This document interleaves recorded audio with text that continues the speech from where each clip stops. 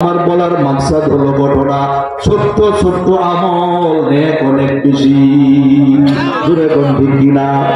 3 বার সূরাতুল ইখলাস কুল হু আল্লাহ পড়লে 1 খতম কোরআনের সওয়াব।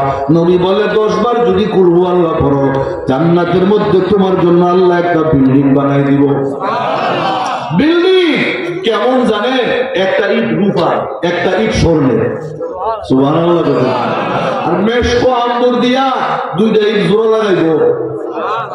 গ্রাম আল্লাহ বিল্ডিং বানাইবো। কয়বার বললে? 10 বার। কথা কয় না। কয়বার? কি পড়লে? কি পড়লে? কুল হু আল্লাহ। কি পড়লে? ইখলাস করলে অনেকে গাছ লাগাই লিব, কিন্তু সরাসরি কুল হু আল্লাহ বলে ভালো হয়। দুটো কোন ঠিক কিনা? সূরাতুল ইখলাস কুল হু আল্লাহ 10 বার পড়লে একটা জান্নাতের মধ্যে বিল্ডিং, আর 3 বার পড়লে 1 খতম কোরআনের সওয়াব। সুবহানাল্লাহ। এই কোরআন এই মাদ্রাসায় পড়ানো হয়। তেলাওয়াত শুইনা আমি মনে হয় যখন তেলাওয়াত করতেছিল আমার কাছে এমন লাগছে মনে হয় যেন আমি মদিনায় বসা।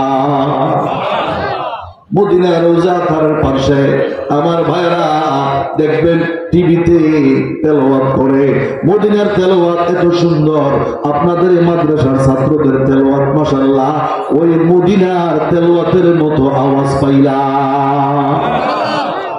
ও কাঠি বন্ধুর ভাইরা, জীবন ধন্য মাদ্রাসার জায়গা দিছে, জীবন ধন্য বিল্ডিং বানাইয়া দিছে, জীবন ধন্য ছাত্রদের খাবার যোগাইতেছেন। হযরত বললেন সারা বাংলাদেশ থেকেই ছাত্র আইসা এখান থেকে এলেম নিয়া বিভিন্ন জায়গায় খেদমত করতেছে। আল্লাহ যদি কবুল করে হাসরের ময়দানে এটা একটা উসিলা হবে। জোরে কোন ঠিক কিনা? আমার ভাইরা, এই মাদ্রাসার মধ্যেই বিভিন্ন গ্রাম থেকে বিভিন্ন এলাকা থেকে ছাত্ররা আইসা যে কোরআন পড়ে এতে খুশি না বেজা? আপনারা খুশি না বেজা?